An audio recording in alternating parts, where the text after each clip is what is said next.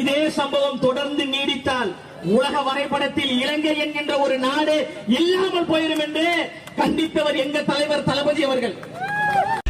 உலக வரைபடத்துல இலங்கைன்ற ஒரு இடமே இல்லாம போயிடும்.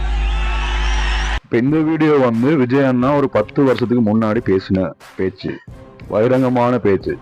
உலக வரைபடத்திலிருந்தே ஸ்ரீலங்கான்னு ஒன்று இல்லாம ஆக்குவோம் நாங்க அப்படின்னு சொல்லி. சரியா, அவர் என்னத்துக்காக பேசினாருன்னு சொல்லி எனக்கு தெரியாது, ஆனா பேசினாரு மீனவருக்காக அண்டு பேசினது. இப்ப இன்றைக்கு என்ன செய்யறாரு, நான் சிஎம் ஆக போறேன் அப்படின்னு சொல்லிக்கிட்டு கட்சி கேட்கிறாரு.